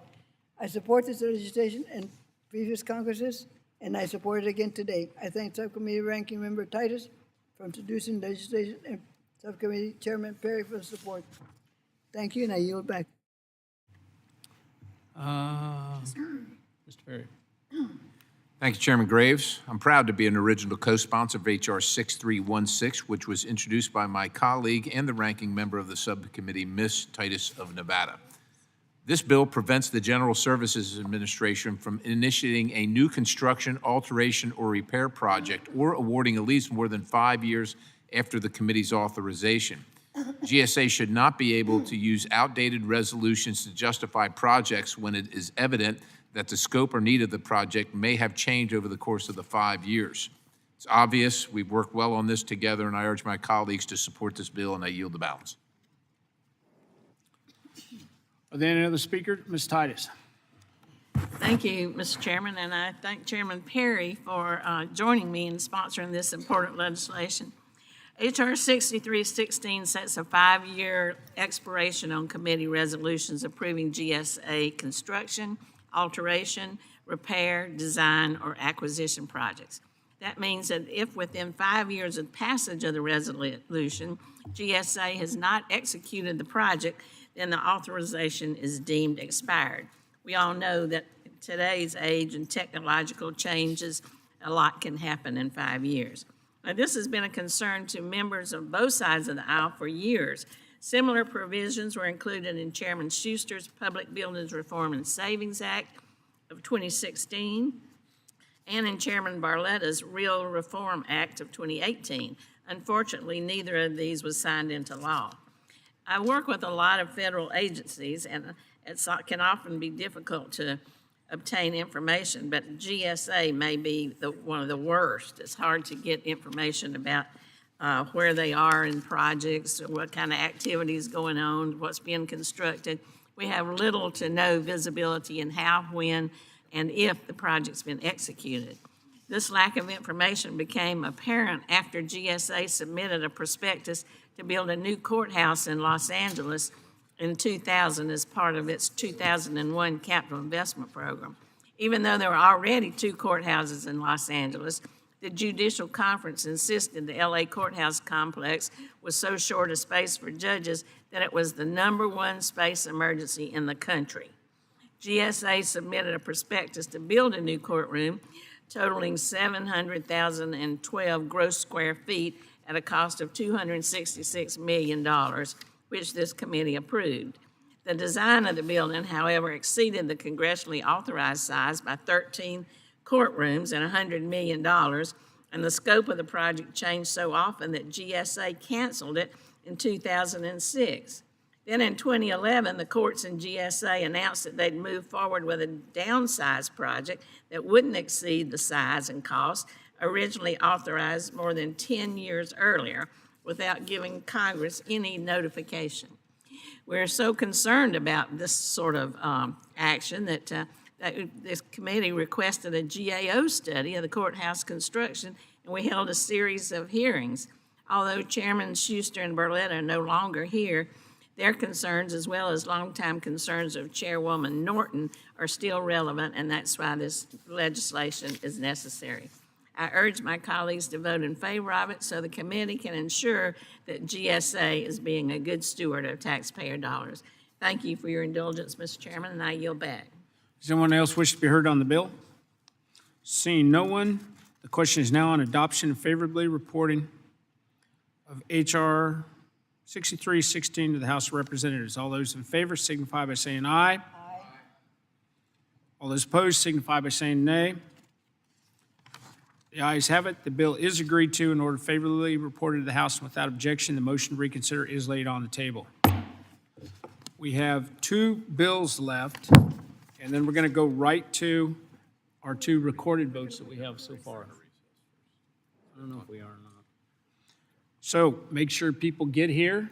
They need to be here right away because we got people that have to get out of the catch flights.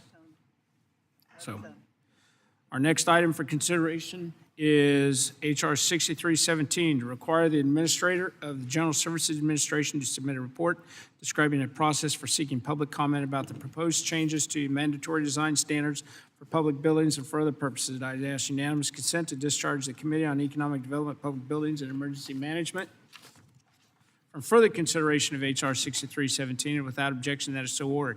I now call up the bill for consideration. Without objection, the first reading of the bill is dispensed with. The bill is now considered read and open for amendment at any point. I recognize myself. I'd like to thank Ranking Member of the Subcommittee on Economic Development, Public Buildings, and Emergency Management, Ms. Titus, for her work on this bill. 6317 requires the GSA to revise the process to change the P11 or P100 guidance document, which mandates design and performance criteria for public buildings. The public comment period required by this bill will prevent closed-door decisions and bring much increased transparency to the process. And I would urge support of the legislation. I now yield to Mr. Larson for his statement. Yep. Thank you, Mr. Chair. This bill, introduced by Subcommittee Ranking Member Titus, directs the administrator of the GSA to establish a process that will enable the public to participate in the development of updates to GSA's facility standards for the public buildings service. Currently, when GSA updates sections of P100, there is no requirement to share that text with the public or to secure feedback. Compliance with these standards is mandatory when designing and constructing new federal facilities, repairing and altering existing federal buildings, and designing and constructing leased facilities that the government intends to own or has an option to purchase. Because compliance is mandatory, it's reasonable to provide an opportunity for the public to examine proposed changes and give feedback about those changes to GSA. So I want to commend my colleague from Nevada for her efforts to ensure accountability and transparency through the life cycle of all GSA construction and design projects. I support H.R. 6317 and urge my colleagues to do the same. With that, I yield back. Mr. Perry. Thank you, Chairman Graves. I'm pleased to support H.R. 6317, which was introduced by my colleague and the ranking member of the subcommittee, Ms. Titus of Nevada. This bill adds increased transparency to the process through which GSA amends and updates the P100, which guides GSA's construction of buildings. The P100 guidance document mandates design and performance criteria for public buildings and has a significant impact on project costs. However, the only people who currently have a seat at the table when amending the P100 are those that the GSA invites, and only those. This bill ensures the process to alter the P100 is transparent and includes input from a variety of experts, not just those handpicked by the GSA. I urge my colleagues to support this bill, and I yield the balance. Ms. Titus. Thank you, Mr. Chairman. I thank the Ranking Member Larson and also the Chairman Perry of the subcommittee. You've heard the P100 mentioned in several of their comments. I would just say that what it is it establishes design standards and criteria for the construction of new federal buildings, as well as repairs and alterations of existing buildings. The P100 is a very important document. It explains which federal laws, regulations, and standards must be applied to construction projects, which codes and standards must be followed, how first responders and emergency vehicles can access federal buildings, landscape performance requirements, as well as requirements for structural and electrical engineers to follow. As you have heard, and it's my understanding, that the guide is updated with very little public input or transparency. This bill doesn't call for a formal regulatory process, but I do think it's reasonable to expect the GSA to formally solicit best practices, input, and advice from the public when contemplating changes to these standards. And that's what this bill does. It requires GSA to establish a process for soliciting feedback from the public whenever changes to the P100 are considered. This process should include an open comment period that's publicly advertised in the Federal Register and on GSA's website, and the process should conclude with a summary of comments received during that comment period. I believe this requirement is necessary to ensure taxpayer dollars are being spent in a responsible manner. I thank you all for your support, and I urge my colleagues to vote in favor of the bill. Thank you, and I yield back. Does anyone else wish to be heard on the bill? Seeing no one, are there any amendments to H.R. 6317? Hearing none, the question is now on the adoption and favorably reported of H.R. 6317 to the House of Representatives. All those in favor signify by saying aye. All opposed signify by saying nay. The ayes have it. The bill is agreed to and reported favorably to the House. Without objection, the motion to reconsider is laid on the table. Now, going back, our next item for consideration is 6249, the Think Differently About Emergencies Act. And I'd ask unanimous consent to discharge the Subcommittee on Economic Development, Public Buildings, and Emergency Management for further consideration of 6249 without objection as so ordered. I now call up the bill for consideration without objection. The first reading of the bill is dispensed with. The bill is now considered as read and open for amendment at any point. I'd like to thank our colleague from New York, Mr. Molinaro, for his work on 6249. Mr. Molinaro has been an advocate for individuals with intellectual and developmental disabilities.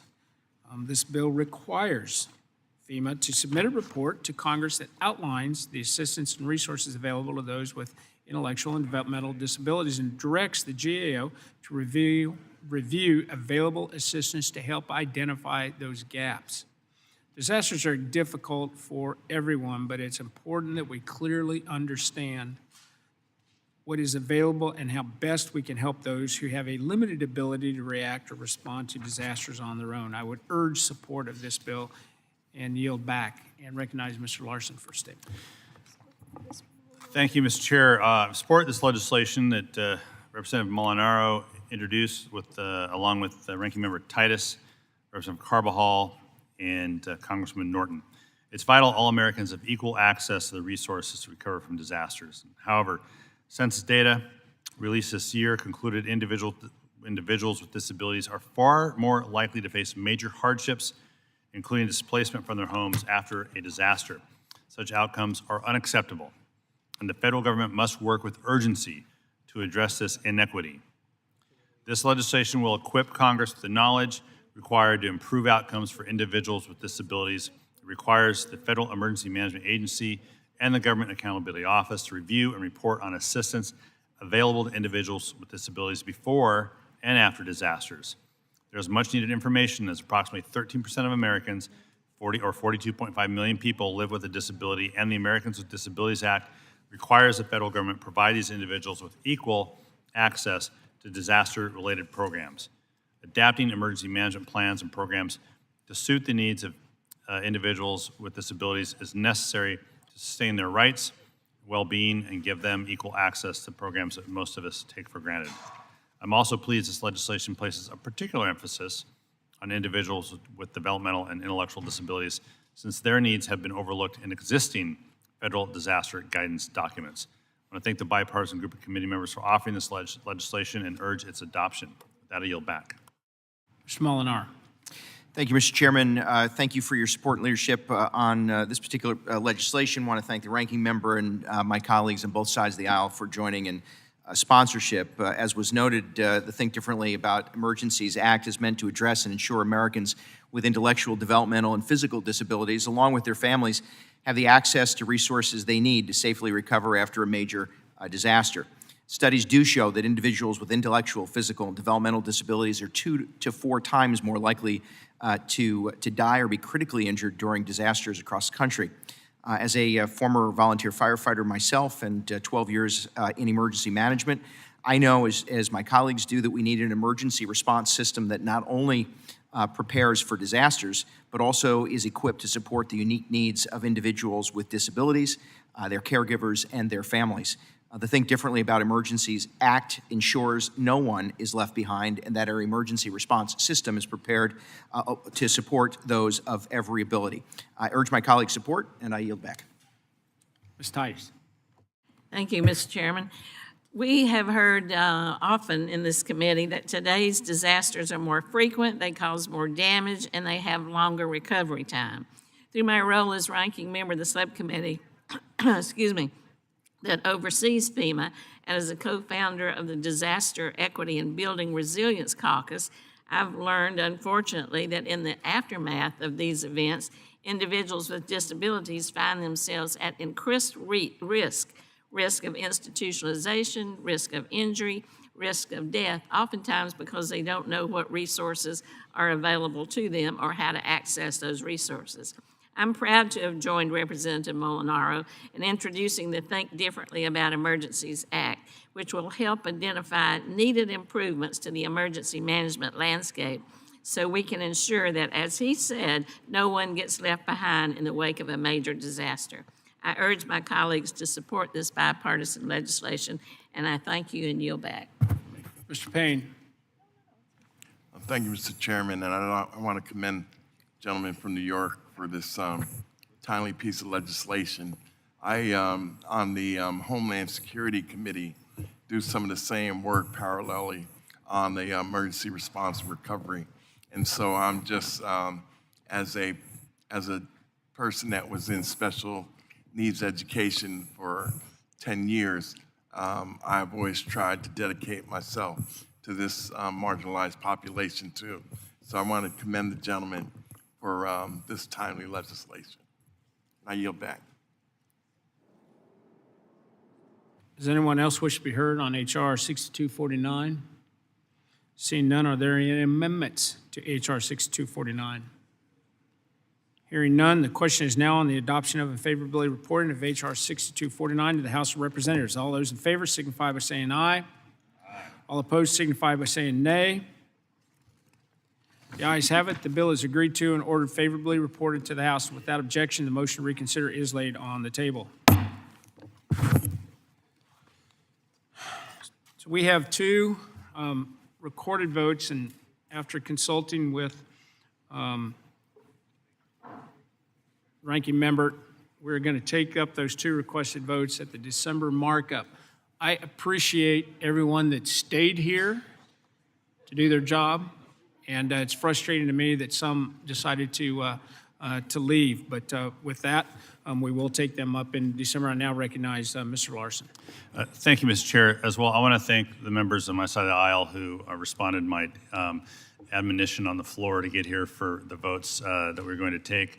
However, there is an attendance issue, and in the interest of the bipartisanship and fairness that we have tried to accord each other throughout this year, in honor of that theme, I agreed that we would agree to the having the votes, the recorded votes done at a future markup when we know that everyone can be here. So I want to thank folks for coming out. Look at all you guys, and the word got out.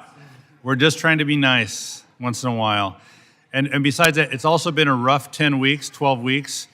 And I will note that absence makes the heart grow fonder. The other side is, how can I miss you all if you won't go away? So we want you to go away for a while. We all can go back in about 10 days and like each other again. So with that, I yield back. So with that, I hope everybody has a great Thanksgiving, and thank you for participating in today's markup. I'd ask unanimous consent that each measure ordered today will be reported as a single amendment in the nature of a substitute, incorporating any amendments adopted without objection that is so ordered. I'd ask unanimous consent that the staff be authorized to make all necessary technical, clarifying, and conforming changes to each of the measures ordered reported favorably today to reflect the actions of the committee, and without objection that is so ordered. Pursuant to House Rule 22, Clause 1, I ask unanimous consent that the chairman or his designee be authorized to offer such motions as may be necessary in the House to go to conference with the Senate on the legislation adopted today or any similar measure without objection that is so ordered. And I'd ask unanimous consent that the chairman, after consultation with the ranking member, have the authority to strike or revise any provision of the measures ordered reported today that would cause a sequential referral to another committee or that would cause the bill to be subject to a Budget Act or Rule 21 cut-go point of order. Without objection, that is so ordered. Pursuant to House Rule 11, Clause 2L, I'd ask unanimous consent that all members of the committee have at least 2 calendar days in which to file any supplemental, minority, additional, or dissenting views on the legislation adopted today, and without objection, that is so ordered. Pursuant to Rule 6 of the Rules of the Committee on Transportation and Infrastructure, I note the presence of a quorum for actions taken on all committee business today. With that, the Committee on Transportation and Infrastructure has completed its business, and the committee is now adjourned. Could you repeat that? I didn't hear you.